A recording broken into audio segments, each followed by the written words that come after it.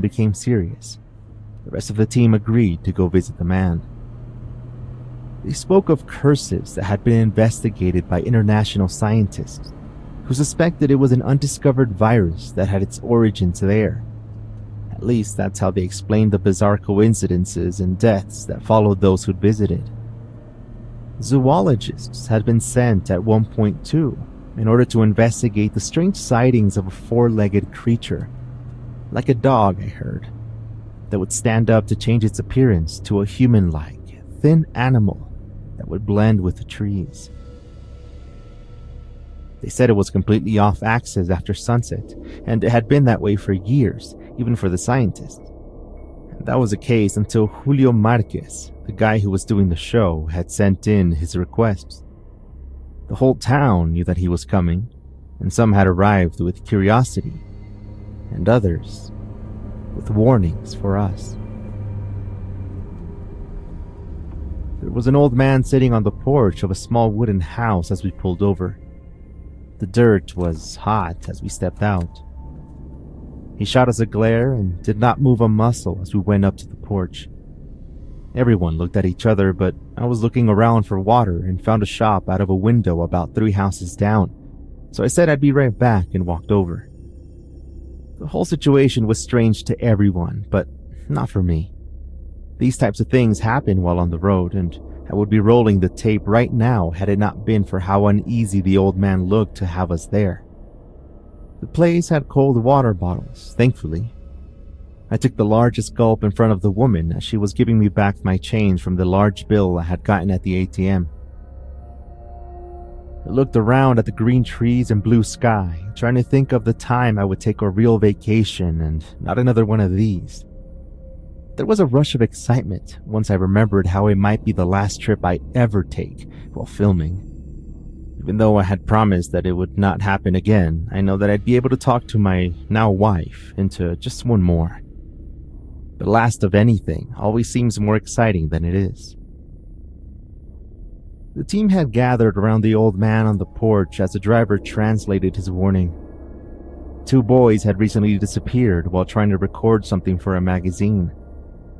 I had a bad habit of completing the stories before they were told, so I automatically explained to myself that a pair of young writers had tried to go in after hours, and the only way to not draw attention to themselves would be to go in a small boat, a kayak, or a canoe.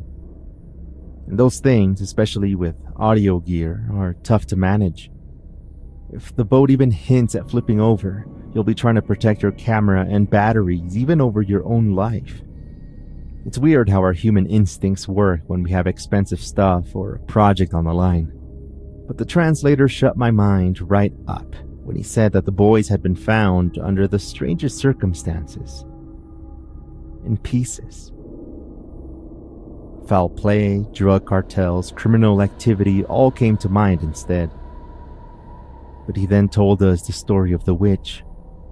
A woman that can be spotted from the shore certain nights and had done so for decades. At first, the police were called with official reports and everything, but no one could ever be found there. The story had made national news at one point, with newspapers reporting on it around Dia de los Muertos to creep out the people, at least during the festivities.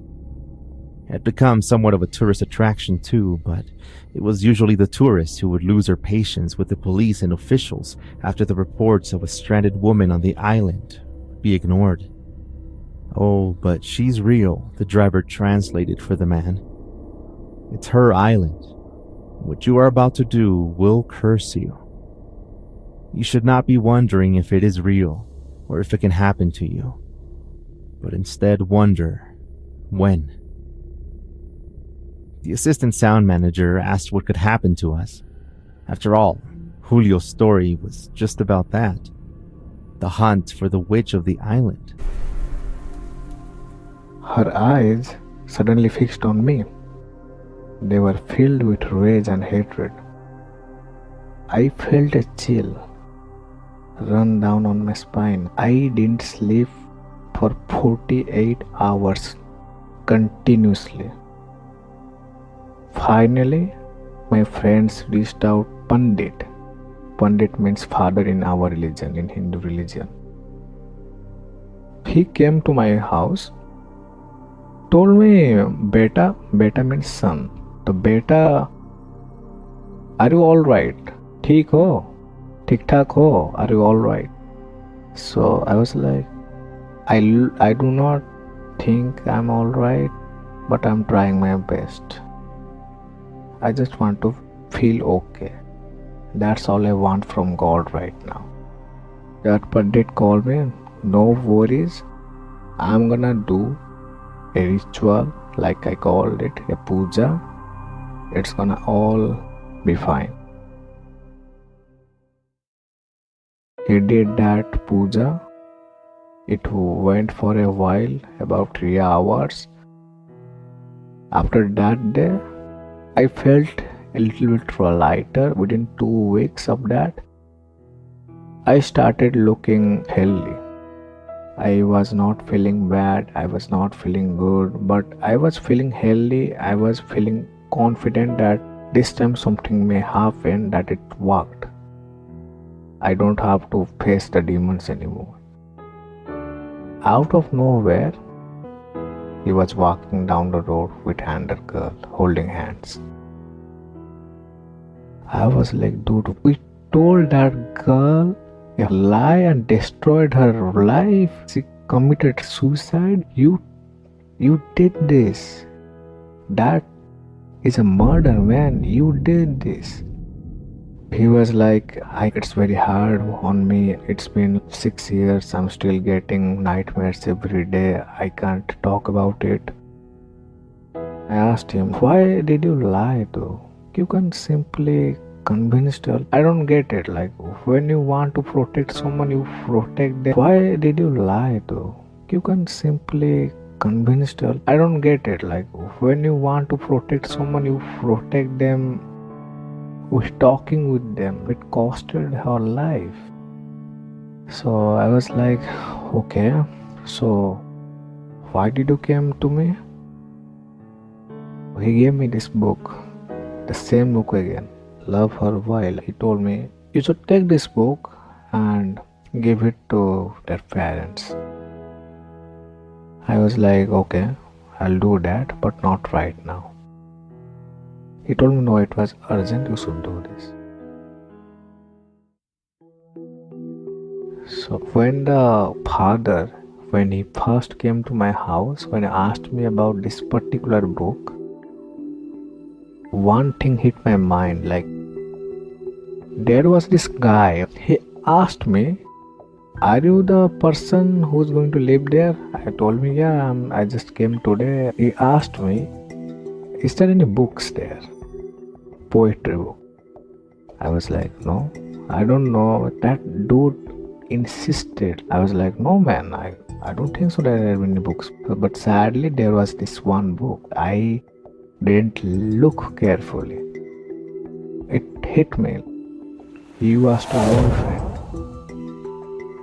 He's been looking for that book he gave her on her birthday. He's trying to find it. I went to Lily's home. I told him I'm just a friend of hers. I'm a schoolmate. I just want to return this book. I talked with them a little bit. I gave them this book. I came back to my apartment and told landlord. I gave them the book. Are you happy now? He's happy. Couple of months after, I got a promotion. I moved out to a new city. Unfortunately, within strange circumstances, that guy died. No one knows how, why. People say it's heart attack. My friends still live there in that building. There are no.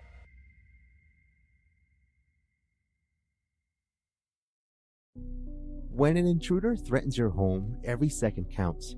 That's why I'm so excited to tell you about the latest innovation from SimpliSafe Home Security. It's called 24/7 Live Guard Protection, and it's made possible only by SimpliSafe's new Smart Alarm wireless indoor camera. Now, with the Fast Protect monitoring plan, if an intruder breaks into your home, Simply Safe monitoring agents can actually see, speak to, and deter them through the camera, warning them that they're being recorded and that police are on their way. It's a game changer in home security. A couple of weeks ago, I got a call from my parents who are taking care of Jax, my dog, saying that he was in hiding mode, when something's wrong. They zoned in on the problem, and it seemed like he had been kicked in the abdomen and we had no idea who had done it. We suspect that someone went in through the gate, and that's when Jax came out and that happened. And that's when we searched for a home security system.